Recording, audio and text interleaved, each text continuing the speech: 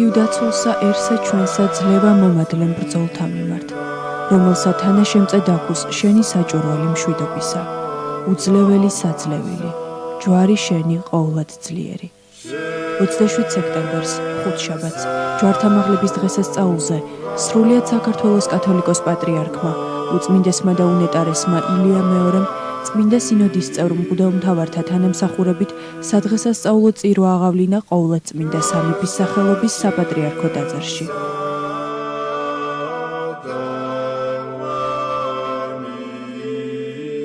წმინდა ლიტურგიის დასრულების შემდეგ საქართველოს კათოლიკოს პატრიარქმა ქადაგებით მიმართა მრევლს. მან დაალოცა აფხაზეთის ომში აღსრულებულ მეომართა სულები. უწმინდესმა და უნეტარესმა ბრძანა, რომ 27 სექტემბერს 18 საათზე იკურთხება საქართველოს დედაქალაქი. პატრიარქმა მრევლი დაალოცა და ყველას მიმართა თხოვნით, რომ მონაწილეობა მიიღონ თბილისის კურთხევის მსახურებაში. სახელითა მამისათა დაცისათა და წმინდისა სულისათა ჩვენთან არს ღმერთი ჯვარსა შენსა თაყვანის წემთ მეუღეო და წმინდასა აღდგომასა შენსა უგალობ და ვადიდებთ. დღეს არის უდიდესი დღესასწაული ჯვარისა, პატიოსნისა და ჩვენ კიდევ ერთხელ უნდა ვიფიქროთ იმის შესახებ, თუ როგორ გამოისახება ჯვარი ჩვენში, ან ჩვენ როგორი დამოკიდებულება გვაქვს ჯვარისადმი. ეს არის უდიდესი ძალა ღვთისა. ეს იყო იარაღი ადამიანის წამებისა, როცა ჯვარს აკრავდნენ ადამიანებს და ეს გახდა უდიდეს ძალად. ღვთის მადლი გადმოვიდა ჯვარზე და ეს არის დღეს ურნალი, ფარველი, ყოველი ადამიანი, რომ იბადება და ნათლობას ღებულობს, მას კიდებენ ჯვარს და რომ იდის ამ ქვეყნიდან მის საფლავზე გამოსახავენ ჯვარს. წმინდა მამები ამბობენ, რომ ეშმაკსა შეუძლია გაჩვენოს ნებისმიერი საგანი, მაგრამ არ შეუძლია ჯვრის გამოსახვა და ყოვლადწმინდა ღვთისმშობლის ხილვა. თუ ადამიანი იხილავს ჯვარს ან ღვთისმშობელ დედას, ეს იმას ნიშნავს, რომ ეს ჩვენება, ეს ხილვა ღვთისაგანაა. დღეს მე მინდა კიდევ ერთხელ შეგახსენოთ ჯვარის ძალაზე. ჯვარი არის ვერტიკალისაგან და ჰორიზონტალისაგან.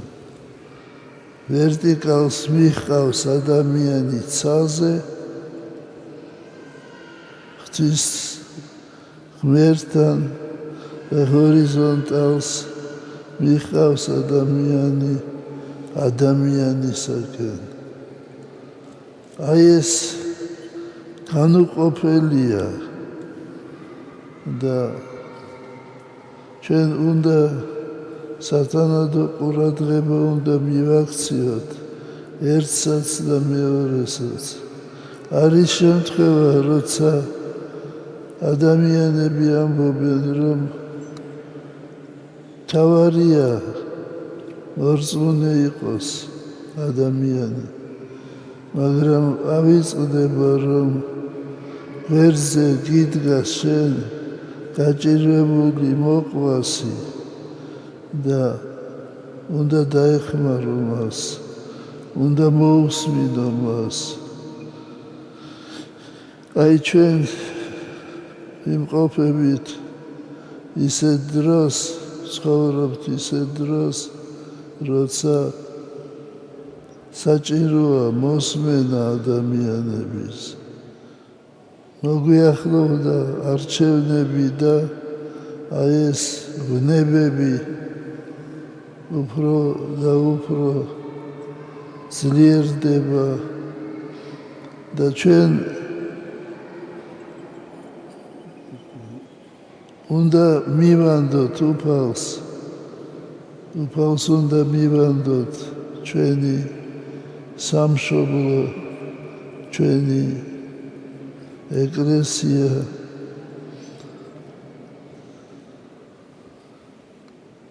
მე მინდა ვთქვა, რომ აი ამ გაჭირვების პერიოდში ჩვენმა ახალგაზრდობამ, ჩვენმა სტუდენტებმა გამოიჩინა ესეთი განსაკუთრებული ყურადღება ამის მიმართ. ეს ძალიან მოსაწონია, იმიტომ რომ ეს არის ბარომეტრი ჩვენი სულიერობისა. ჩვენი ქართველი ადამიანი არ დაუშვებს იმას, რომ აი ესეთი მსგავსება, რომელსაც აჩვენებენ ტელევიზიით, ეს მოითმინოს.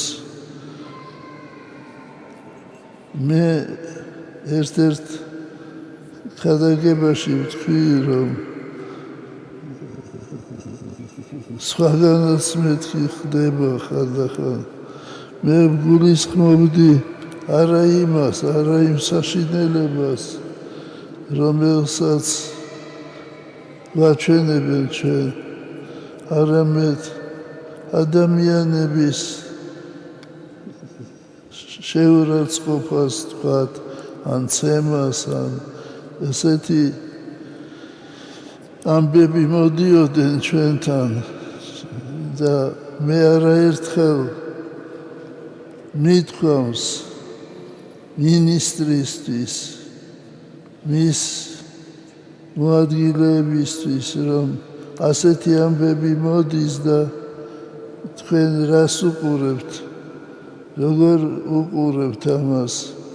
ყოველად დაუშვებელია, რომ ადამიანი ისედაც დასჯილია, პატიმრობაშია და კიდევ შეურაცხყოფენ მას, მის ღირსებას და მე მიმტკიცებდნენ, რომ არავითარი ასეთი შეურაცხყოფა არაფერი არ არის. მაგრამ სინამდვილეში ყოფილა და ჩვენ დიდად წუხვართ, რომ ეს ხდება საქართველოში, ეს ხდება ღვთისმშობლის წილხედრ ქვეყანაში, ჩვენ სამშობლოში. სტუდენტების ხელვარება ნამდვილად სამართლიანია და მე მინდა ვთქვა, რომ ეს ყოველად მიუღებელი და ყოველად დაუშვებელია ასეთი მოპყრობა ამ გაჭირებული ხალხის მიმართ და ეს არადროს არ უნდა განმეორდეს და მე ვფიქრობ, რომ ალბათ შეიქმნება ესეთი საზოგადოებრივი კომისია, სადაც იქნებიან სასულიერო პირები, ჩვენი მღვდელმთავრები, სამღვდელოება და უფრო ყურადღებით მოეპყრობიან, უფრო ყურადღებით იქნებიან და გამოიძიებენ, რომ ასეთი რამე არ განმეორდეს. და ზოგიერთმა მიიღო ჩემი სიტყვები, თითქოს მე ვამართლებდი ამას. როგორ შეიძლება პატრიარქმა გაამართლოს ასეთი მოქმედება? ეს იყო დიდი ტკივილი ჩემთვის, როცა მე ეს მესმა და ასეთი დამოკიდებულება ყოველად დაუშვებელია. მე იმედი მაქვს, რომ ყველაფერი გამოსწორდება ღვთის მადლით და ძალით. მე იმედი მაქვს, რომ არადროს არ იქნება დაშვებული მსგავსი მოქმედება საქართველოში. მე არაერთხელ დამიწერია ეპისტოლეებში, მე არაერთხელ მივსულ ვარ ციხეებში და გამომიკითხავს, თუ როგორ არიან, ხომ არ აწამებენ, ხომ არ ავიწროებენ და მსგავსი არაფერი არ უთქვამთ იმათ. შეიძლება შიშის გამო. მე ციხეებში არიან ისეთი ადამიანები, რომელნიც არიან დაავადებული ტუბერკულოზით, სპიდით, შიცით და იმათი ყოფნა დაუშვებელია, იმიტომ რომ ისინი შეიძლება გადასდონ სხვებს, სხვა პატიმრებს ეს საშინელი ავადმყოფობა. ამიტომ მე მივმართავ ჩვენს ხელისუფლებას, რომ იქნება ეს ძიმე ავადმყოფები გაუშვან სახლებში, რომ იქ იმკურნალონ მათ. ბევრი რამ არის სათქმელი, მაგრამ მე ამაზე შევაჩერებ თქვენ ყურადღებას. მე მინდა ორიოდე სიტყვით თქვა გავიხსენო ის ადამიანები, რომელნიც დაეცნენ აფხაზეთის ომის დროს. უპირველეს ყოვლისა მე დიდი პატივისცემით და სიყვარულით ვიხსენებ მღვდელმონოზონ ანდრიას ყურაშვილს, რომელიც იყო ბერი და რომელიც დახვრიტეს იქ აფხაზეთში. მე არ შემიძლია არ გავიხსენო დიდი პატივისცემით ბატონი ჟიული შარტავა. ჟიული შარტავა ფაქტიურად შეეწირა, თავისი თავი შესწირა სამშობლოს.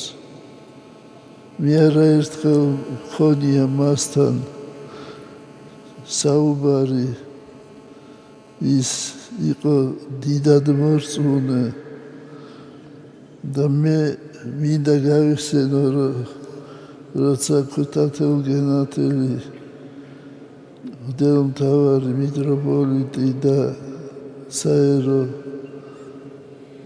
ხელისუფალი ჩავიდნენ სოხუმში და შეხვდნენ ჟიული შარტავას, მას აუწევია ხელები ზეცისკენ და უთქვამს, ჯობიაო მე დამსაჯოს ღმერთმა და გადარჩეს სამშობლო. და მართლაც ძალიან მოკლე ხანში იგი იყო დახვრეტილი. მე რამდენიმე თვის შემდეგ მივიღე წერილი რუსეთიდან, მაგრამ წერილს ეტყობოდა, რომ ის არ იყო ქართველის მიერ დაწერილი და არც რუსის.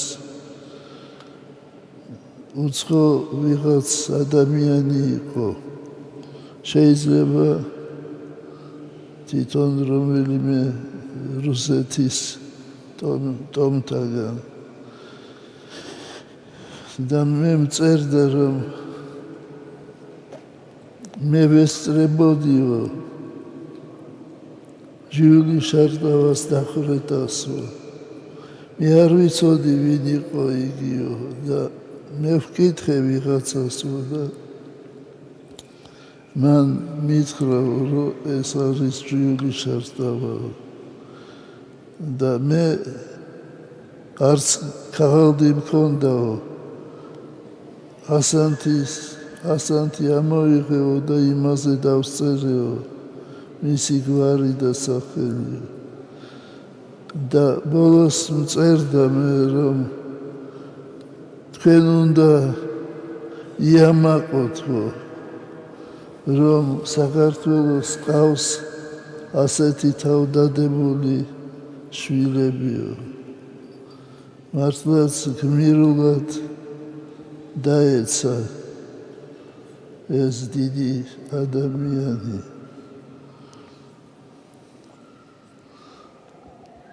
იურიანოა დიდი ადამიანი იყო, აფხაზი იყო თვითონ ეროვნებით და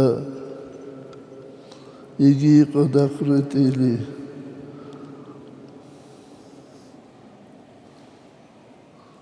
მამია ლასანია, როგორც მე მითხრეს, თითქმის გამოსული იყო სოხუმიდან და უკან დაბრუნდა თავისი შვილი ირაკლი, რომელიც თქვენ იცნობთ, გამოუშვა და თვითონ დაბრუნდა ჟიული შარტავასთან და უთქვამს, რომ მე მას არ დავტოვებ მარტო. გურამ გაბისკერია, ეს იყო მერი ქალაქის, ისაც დაეცა. ძალიან დიდი პიროვნება იყო გენო ადამია, გენერალი. ღმერთმა ნათელში ამყოფოს იმათი სული და მრავალი სხვა ათასობით ადამიანი დაეცა. და მე მინდა დავლოცო აი ამ ადამიანების მშობლები, გარდაცვლილი და ცოცხალი. მე მინდა დავლოცო ამ ადამიანების ოჯახები, მე მინდა დავლოცო ჩვენი ახალგაზრდობა მე მინდა დავლოცო ყველანი ვინც დაეცნენ აი ამ საშინელ დაპირისპირებაში მე 11 წელი ვიყავი აფხაზეთის მიტროპოლიტი და განსაკუთრებული სითბოს უფევდა ჩვენ დროს აფხაზებსა და ქართველებს შორის დღესაც ჩამოდიან აფხაზეთიდან ჩემთან ჩემი ნათლულები აფხაზები მე მინდა დავლოცო აფხაზები რუსები და ყველანი ვინც დაეცა აი ამ საშინელი ომის დროს მე შევთხოვ უფალს რომ ჯვარის ძალა გადაეფაროს საქართველოს და მთელ მსოფლიოს ჯვარის ძალამ დაიცვას და დაიფაროს სრულიად საქართველო ჩვენი ეკლესია ყოველი თქვენთაგანი და მოგცეთ თქვენ მრავალჟამიერი სიცოცხლე გამთლიანდეს საქართველო და ჩვენ ვიყოთ ერთი სამწყსო და ჩვენ ყავდეს ერთი მწყემსი უფალი ჩვენი იესო ქრისტე ამინ ჩვენთან არის ღმერთი დღეს 6 საათზე იქნება პარაკლისი მეტეხის ხიდზე და იქიდან მერე ამოვალთ აქ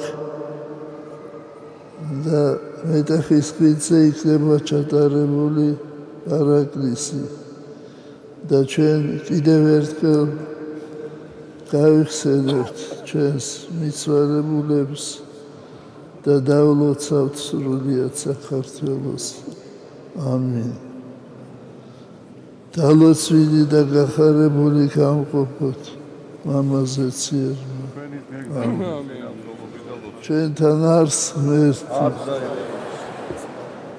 დღეს რადგან არის ჯვართა მაღლება მე მხვევით იმ ჯვარს რომელიც იყო გამოსვენებელი გუშინსაღობოს და გავობოთ ჯვარსა შენსა ჯვარსა